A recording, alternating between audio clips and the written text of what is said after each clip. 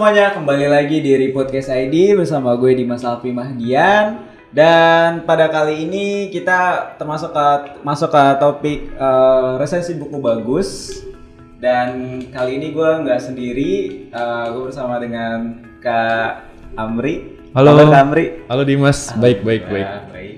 Jadi pada kesempatan kali ini kita bakal ngeresensi buku How Democracies Die. Wow, keren banget ya. Dari judulnya udah keren banget nih. Aku mau bertanya langsung nih, Kak Amri ini merupakan mahasiswa S2 Ilmu Politik, baru semester 2 ya Kak ya? Iya benar, baru masuk Di kampus? Di Universitas Nasional. Ya, sama kita. Oh iya. Iya betul, kita satu kampus tapi beda tingkatan ya sepertinya. Aku aku di jurusan manajemennya. Oh di S1 ya? Iya, S1 manajemennya. Oh ya, langsung aja nih kita langsung ke topik pertama. Ini tuh gambaran buku ini tuh kayak gimana sih Kak? Ngebahas apa sih di dalam buku ini? How Democracies Die ini? Dari apa yang udah saya baca itu, kalau dari buku ini tuh secara umum itu ngejelasin dua teori gitu. Teori tentang otoritarianisme sama indikator perilaku, bagaimana sih demokrasi itu tetap hidup gitu. Kalau secara umum sih gitu. Oh iya, benar juga sih. Ini juga buku yang sempat viral untuk beberapa waktu. Sekitar 3 minggu kalau nggak salah deh. Pak Anies Baswedan memposting fotonya dengan caption hari Minggu pagi ya kalau. Oh iya ya, tahu. Lihat di IG-nya ya. Iya, tadi dari pembahasan yang pertama tuh kalau tadi tentang 4 indikator yang otoriter sama tentang yang satunya lagi ya, tentang apa tadi namanya, pendapat yang satunya lagi, perilaku itu ya. Iya, oke, jadi mungkin kita langsung ngebahas 4 indikator tadi ya, yang tentang kunci perilaku otoriter itu. Yang pertama itu penolakan atas aturan main demokratis. Itu maksudnya itu gimana sih Kak, penolakan aturan main demokratisnya itu? Jadi kalau di demokrasi itu kan ada aturan tentang bagaimana sistem politik demokrasi itu berjalan. Nah, salah satunya itu aturan tentang pemilu. Nah, kalau di otoritarianisme itu paradigmanya bahwa aturan-aturan pemilu ini dia akan selalu mencari celah gitu. Celah bagaimana sih mengakali aturan-aturan ini. Nah, mungkin di poin-poin itu, di poin pertama itu penolakan itu berbicara tentang bagaimana sih cara mengakali atau menolak secara substansi itu, dia ingin menolak aturan yang dibuat.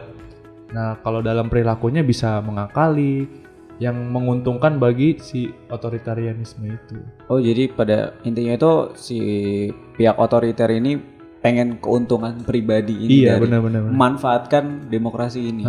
Jadi gambarannya sistem demokrasi tetap ada gitu, aturan-aturannya tuh ada. Cuma secara substansi itu dia tidak menjalankan aturan-aturan, kayak nanti ada politik segala cara. Kita contohnya yang paling konkret ya, secara normatif itu ada politik uang. Nah, itu kan sebuah penolakan terhadap aturan demokrasi. Kalau menurutku sih gitu dari penjelasannya.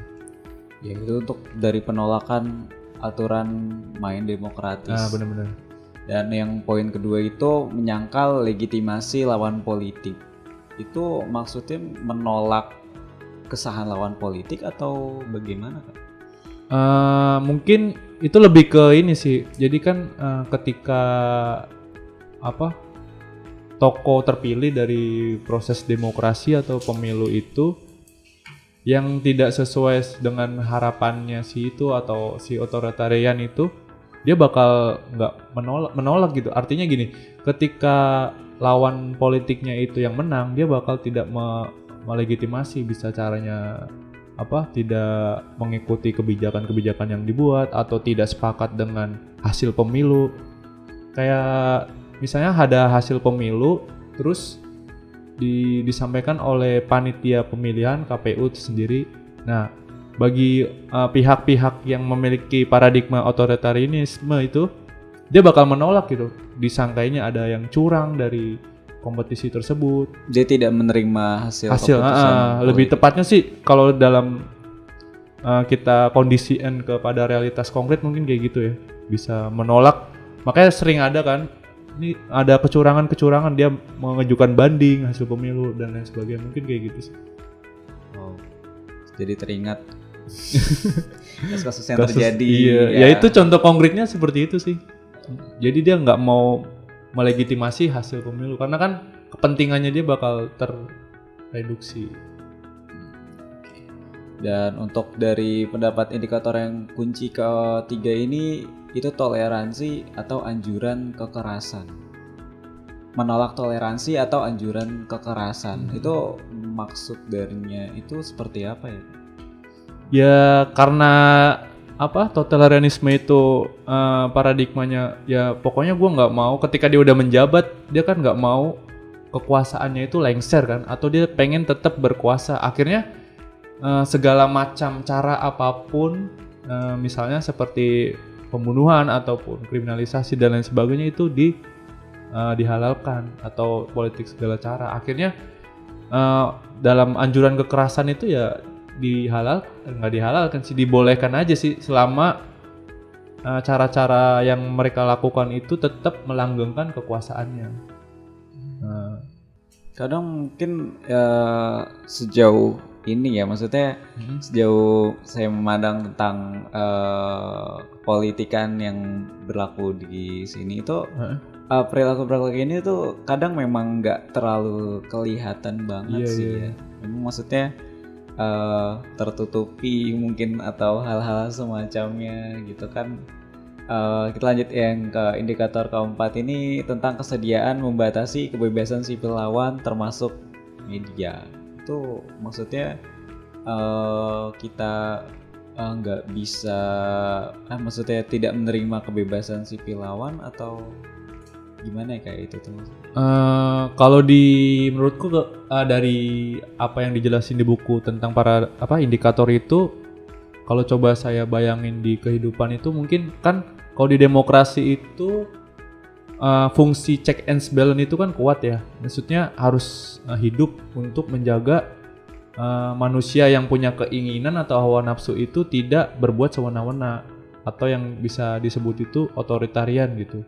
Nah, fungsi media sama masyarakat sipil ini sebagai kontrol atau balancing terhadap pemimpin yang otoriter. Nah, di sini kalau dari media ataupun masyarakat sipil yang mengkritik, yang memberikan saran terhadap kebijakan yang dibuat itu dimatikan, ya ini kan sama aja membuat demokrasinya mati kan? Atau padahal kan kita lihat sendiri media-media itu ketika dibebasin itu kan bisa lebih kritis, dia mencari data untuk mengkritisin si pemerintah dan kebijakannya. Nah itu kan akan lebih hidup demokrasi. Akhirnya tidak ada pihak atau masyarakat tuh yang dirugikan karena dia menjadi balancing terhadap check and balance terhadap pemerintah. Nah kalau otoritarian ya karena hal itu membuat merugikan bagi kelompoknya atau kekuasaannya, ya itu bakal dimatikan gitu. Nah lebih ke situ sih kalau aku ngeliat. Jadi kalau dari sini yang aku dapat ya, maksudnya kayak sistem otoritarian ini seperti kayak bertolak belakang ya sebenarnya sama demokrasi ini sendiri. Kalau mungkin ini sebenarnya agak telat ya masuknya, maksudnya tentang gambaran umum tentang pandangan kakak tentang demokrasi itu apa sih maksudnya? Kalau menurutku pribadi, demokrasi itu ya kebebasan berpendapat atau kalau dalam pemerintah sendiri ya adanya checks and balance itu, keseimbangan terhadap pembagian kekuasaan. Jadi pemerintah atau dalam hal ini pemimpin itu nggak boleh dia memegang jabatan yang terlalu banyak gitu, atau kewenangan yang terlalu banyak. Kewenangannya itu harus dibagi-bagi agar saling mendukung checks and balancing itu. Kalau aku sih ngeliatnya kayak gitu sih. Karena kan manusia punya keinginan atau hawa nafsu, ketika diberikan kekuasaan dia suka hilang akal Iya, gitu, hilang suka kendali. merusak. Nah akhirnya kan ada pembagian itu untuk mengontrol hal yang seperti itu yang tidak diinginkan itu. Kalau secara umum demokrasi gitu. Gitu ya. Menurut kakak pribadi tentang demokrasi nih, kita kan negara Indonesia ini ya mungkin dari dulu kita dijelaskan sama guru-guru sejarah kita bahwa demokrasi kita ini negara yang multikultural, banyak budayanya, banyak dari ras dan sukunya, banyak dari ya etnis-etnis yang lain yang tinggal di Indonesia. Menurut kakak sendiri demokrasi ini tepat nggak sih untuk jadi sistem yang berlaku yang ada di Indonesia ini? Ini sangat menarik ya penanyanya, berat. Gimana ya kalau ditanya gitu, berat juga sih ngejawabnya, soalnya kan sistem demokrasi ini kan menghargai pendapat dari individu itu sendiri gitu untuk dijadikan pijakan pembuatan kebijakan. Nah makanya kita di Indonesia sendiri kan ada otonomi daerah itu agar pemerintah itu memahami gimana sih kondisi setiap daerahnya, karena kan banyak multikultural. Artinya kalau kita mensentralkan kebijakan itu terpusat gitu bakal berantakan atau bakal apa yang jadi itu otoritarian mungkin bisa jadi terjadi gitu. Nah makanya ada otonomi daerah di Indonesia untuk memahami permasalahan yang terjadi dari mulai kultur ini kan beda-beda kan. Oh iya benar-benar. Makanya kebijakan-kebijakan ya relate sama daerah-daerahnya itu. Nah mungkin kalau ditanya Indonesia sih lumayan bagus sih demokrasinya. Ya jadi pada intinya maksud dari tujuan demokrasi ini bagus ya. Iya, artinya rakyat juga ibaratnya turut adil benar-benar dalam sistem pemerintahan yang berlaku di Indonesia. Karena kan dia punya harapan-harapan terhadap pemerintah. Aku ingin ini dong, gratis sekolahnya. Itu kan harapan-harapan dari masyarakat sendiri yang mencoba jadi inspirasi masukan pemerintah sebagai pihak pembuat kebijakan yang nantinya berlaku buat masyarakat kan. Akhirnya terjadi siklus yang balance ya, gitu. Benar. Harapan aku terpenuhi dan emang realisasinya sekolah gratis atau ekonomi jadi banyak bantuan dan lain sebagainya. Artinya kebijakan yang dibuat juga itu juga berdasarkan dari apa bener-bener yang kita mau. Iya, seharusnya kan gitu kan? Iya, seharusnya begitu. Betul sekali. Kita langsung ke itu dari pembahasan teori yang pertama ini tentang 4 indikator tadi yang menyebabkan perilaku hak otoritarian. Dan untuk teori kedua ini di sini menggambarkan itu tadi seperti apa, Kak? Yang kedua itu yang saya tangkap itu tentang perilaku yang tetap mempertahankan, yang bisa tetap mempertahankan demokrasi. Nah itu sih apa sih itu? Apa sih perilaku yang dapat mempertahankan demokrasi? Ya tadi seperti yang udah kamu ceritakan juga di konteks Indonesia yang banyak kultural. Kita kan nggak menafikan ya, individu itu memiliki latar belakang, pendidikan, keagamaan, suku dan ras itu yang berbeda-beda. Akhirnya untuk menjaga hal tersebut kita harus memiliki sikap toleran. Jadi ketika kita menerapkan paradigma demokrasi, kita mesti punya sikap toleransi terhadap perbedaan-perbedaan. Kita harus menghargai pendapat dari masyarakat daerah sini kayak gini harapannya. Nah mungkin itu bakal menguatkan sih. Kalau yang pertama disebutkan di buku tuh sikap toleransi. Toleransi ya. Iya. Jadi sikap toleransi ini bagaimana cara menumbuhkannya?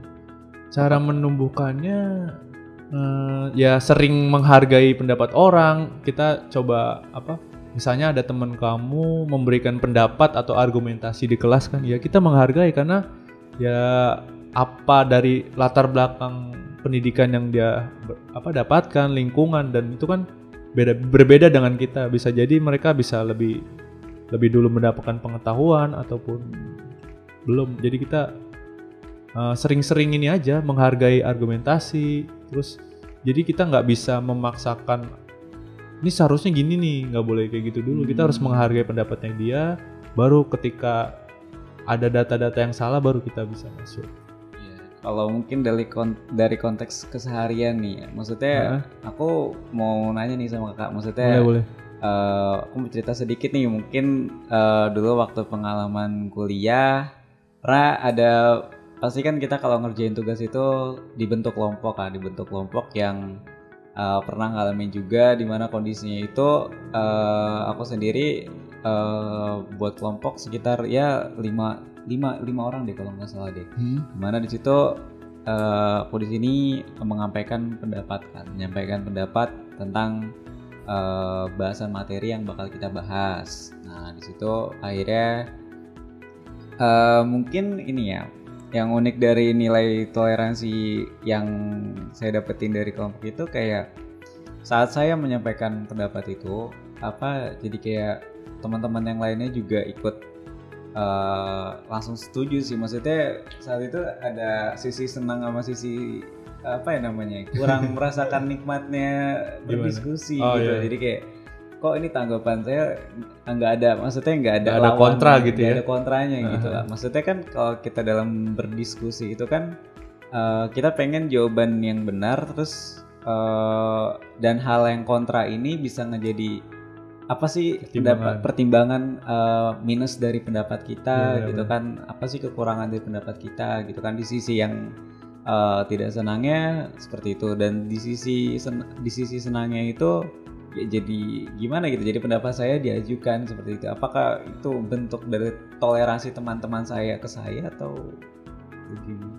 Kalau dilihat dari demokrasi ya seharus yang ideal ya kan, kamu menyampaikan pendapat atau argumentasi itu berdasarkan data yang kamu dapat gitu. Seharusnya kalau dalam demokrasi ya harus ada kontra gitu untuk mengcounter bahwa kamu ada kekurangan di analisa variabel tertentu. Nah itu bisa untuk melengkapi, akhirnya argumentasi itu bisa kuat dalam tadi tugas-tugas kamu. Nah kalau ditanya apakah itu sikap toleransi, ya selama mungkin anggapan teman kamu merasa oh itu udah benar kok, saya udah sesuai juga variabel yang kamu argumentasiin itu sama kok, ya itu menurutku sih udah sikap menghargai, kan dia juga mengapresiasi pendapat kamu kan.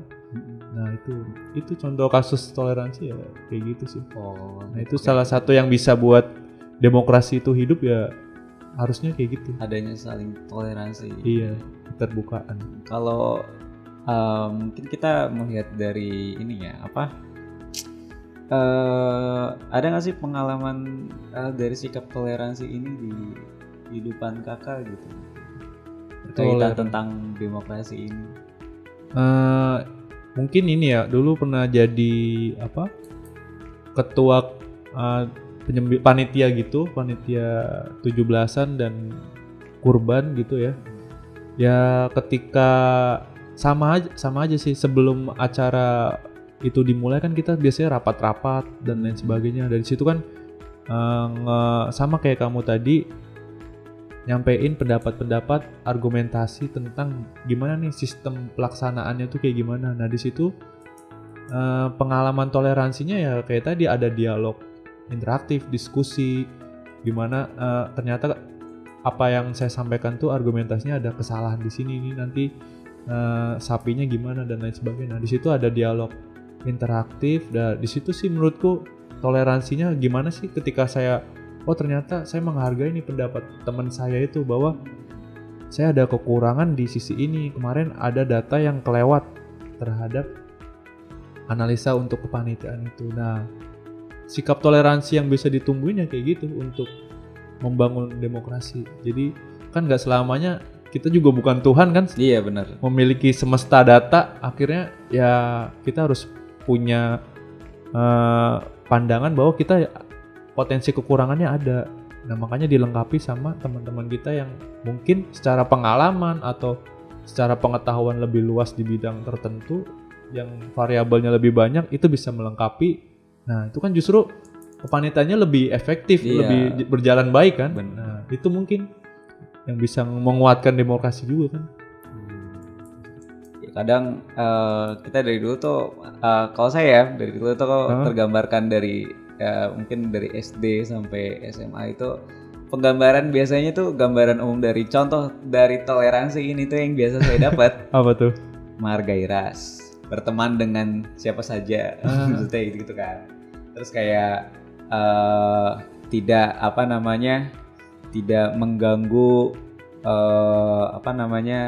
kaum umat beragama lain. Gitu. Itu kayak gambaran-gambaran umum yang mungkin saat itu kayak masih kayak apa sih maksudnya gitu kan, masih belum terasa banget gitu. Tapi pas udah masuk di dunia kuliah ini punya banyak temen yang notabene itu dari orang-orang daerah yang berbeda gitu. Ada kenalan dari orang mana ya kalau nggak salah, orang Sumatera di Pulau Sumatera itu Pulau Nias kalau nggak salah. Nias Padang di daerah Sumatera itu kan. Iya.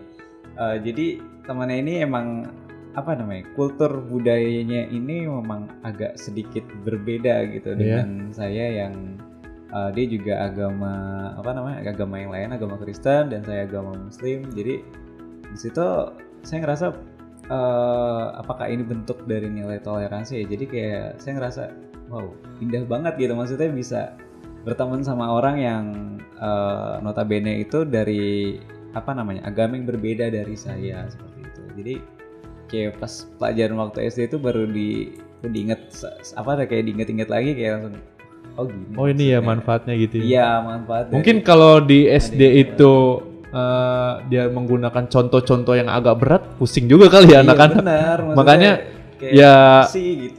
Itu kan benar-benar contoh yang gampang dan mudah juga kan. Oh jadi kita langsung konkret, oh ternyata teman kita juga ada yang beda agama, terus juga beda suku kan, ada yang dari Jawa, yang tadi Sumatera atau Nias kan, kita jadi lebih menghargai. Nah mungkin kalau anak SD dikasih contoh-contoh yang begitu kadang malah awang-awang jadi kira apa sih gitu loh. Jadi kayak apalagi dulu kan kondisi SD juga rata-rata ya teman-temannya biasa-biasa aja gitu, nggak ada kelihat beda-bedanya, paling kelihatan beda cewek cowok gitu doang. Oh iya, terus tentang sikap teori dari fungsi yang kedua ini, tentang sikap menahan diri secara kelembagaan. Ini pengaruhnya dengan demokrasi itu seperti apa?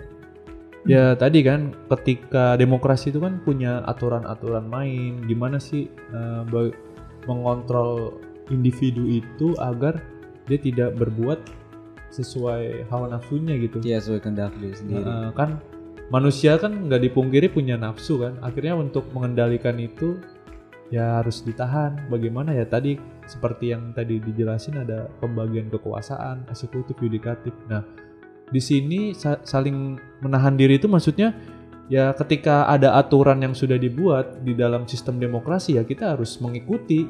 Kita nggak bisa berbuat sesuai keinginan kita, pengen menjabat keinginan kita, misalnya kita ingin menjabat terus karena menjadi pemimpin itu enak, punya kekuasaan, gaji, pamor dan lain sebagainya. Ketika keinginan kita pengen dipertahankan ya kita bakal melanggar aturan-aturan terkait dengan pergantian kekuasaan yang seperti Indonesia itu 5 tahun sekali, kita bakal melanggar. Nah mungkin dijelasin di sini itu menahan diri itu seperti itu. Jadi kita harus tetap mengikuti aturan main, jangan mengikuti nafsu-nafsu dari individu yang pengen berkuasa terus. Ya itu kan bakal mengganggu demokrasi sendiri. Nah mungkin itu sih contoh yang bisa diini. Wow. Kalau dari menahan diri ini berarti pada intinya dari dua sikap ini, dari sikap toleransi dan sikap menahan diri ini, artinya ini adalah hal-hal yang sederhana. Iya, cuman agak berat diterapin biasanya. Benar sih, maksudnya terasa berat, apalagi kalau misalnya kita agak crash pendapat gitu kan. Kalau crash pendapat timbulnya kayak adanya perdebatan gitu. Perdebatan yang selama ini saya alami itu kayak bener gak sih kayak kita misalnya kan berdebat nih, kita silang pendapat gitu kan. Terus yang saya rasain sama ini tuh kayak poin dari perdebatan itu siapa yang keras, maksudnya siapa yang suara yang lebih keras, siapa yang menang gitu. Itu gimana sih menurut kakak, itu bener apa enggak sih dalam perdebatan gitu? Kita jadi salah kaprah gitu. Jadi kalau mau debat jadi kayak Kalau melihat perdebatan itu ya itu salah satu sikap bentuknya kan, bentuk perilaku toleransi. Nah, tentang bagaimana sih berdebatan yang baik atau yang bagus, atau tadi kan ada kadang kan kita melihat ada individu-individu yang arogan atau senioritas superior, dan ketika menyampaikan pendapatnya tidak mau disalahkan gitu. Nah, kita juga makanya itu ada aturan main di demokrasi. Itu Masuk untuk membatasi bagaimana cara kita bermusyawarah gitu. Nah, benar-benar. Jadi nanti kalau dalam konteks yang perdebatan tadi dari sikap toleransi itu, ya kita balik lagi, ini aturan mainnya gimana? Jangan hanya debat kusir nggak jelas, nggak ada keluar bias atau dari aturan main, itu kan ngebuat nggak bermakna, nggak efektif juga saat kita mengambil keputusan itu. Dan sikap dari menahan diri kita itu mungkin dalam sudut pandang dari mungkin saya yang bisa menahan pendapat saya atau menahan emosi saya supaya terciptanya keputusan yang efektif. Tapi walaupun keputusan itu efektif, mungkin bagi mereka yang mungkin pada saat itu kontra dengan saya ya, jadi kayak apakah dari sikap itu kita menerima pendapat yang kurang efektif itu termasuk dari bagian kita menahan diri? Jadi ketika berargumentasi dan ada perdebatan, kita harus balik lagi ke aturan main si demokrasi itu sendiri. Demokrasi dibuat kan untuk mengakomodasi harapan-harapan individu terhadap kebijakannya. Jadi ketika ada perdebatan, kita harus balik lagi ke ini dampaknya untuk harapan atau masyarakat apa. Ketika kan kadang dari perdebatan itu ada kepentingan-kepentingan pasti, yang pengen kita. Nah, itu kan apakah sama dengan kepentingan kita itu sama dengan kepentingan si masyarakat itu. Jadi ketika ada deadlock perdebatan seperti di legislatif, nah itu ya harus ngelihat ini dampak yang kita debatin tuh kayak gimana. Pendapat kamu tuh dampaknya lebih besar nggak terhadap harapan si masyarakat itu. Jadi balik lagi ke aturan main dan dampak dari sebuah argumentasi. Nah, jadi kan debat atau argumentasi dari individu itu bisa dikontrol. Kalau kita nggak bisa ada aturan main ya kita bisa ribut kan? Iya, benar. Pengennya keinginan kita yang tergolkan, padahal kan nggak sama dengan keinginan kita itu sesuai dengan harapan si masyarakat itu yang pengennya tuh kebijakannya sesuai. Nah, balik lagi ke itu saling berkorelasi. Wow, luar biasa banget. Maksudnya dari sistem ini yang bisa kita tanam dalam diri kita itu bisa kembali mengingatkan diri kita kayak kita ini bukan siapa-siapa, maksudnya kayak apa yang kita mau belum tentu itu baik buat orang banyak. Pada intinya seperti itu ya. Apalagi mungkin kita dalam berorganisasi juga gitu kan. Jadi kita misalnya mengambil kebijakan, terus ada pendapat yang silang, ternyata pendapatnya ini lebih berefek untuk keefektifan dari organisasi itu gitu. Jadi kayak saya merasa keren juga sih, maksudnya saat kita menanami sikap-sikap toleransi dan sikap-sikap kita menahan diri dari apa yang kita itu pengen sampaikan, tapi ternyata kita lebih mendahulukan kepentingan. Nah, itu kalau kamu mendahulukan kepentingan itu bisa masuk ke perilaku otoritarian. Kamu kan ingin mempertahankan, misalnya kamu punya keinginan aku pengen tetap berkuasa. Nah, itu kan nggak sesuai sama harapan-harapan. Bisa aja ketika kamu berkuasa dievaluasi hanya menguntungkan keluargamu atau kelompokmu, kan itu menjadi kritik juga kan. Nah, tadi keren banget sih, maksudnya bahasan sedikit tentang demokrasi yang terdapat di buku ini. Terus apa sih alasan kenapa kita tuh harus beli buku ini, wajib baca buku inilah bagi generasi Z dan generasi milenial? Mungkin yang pertama sih untuk sebagai wawasan, biar kita tuh ternyata kemunduran demokrasi di negara kita tuh kayak gini. Akhirnya kita memiliki wawasan gimana sih perilaku yang baik, gimana sih perilaku yang mencikapi. Kita jadi punya wawasan sih pertamanya.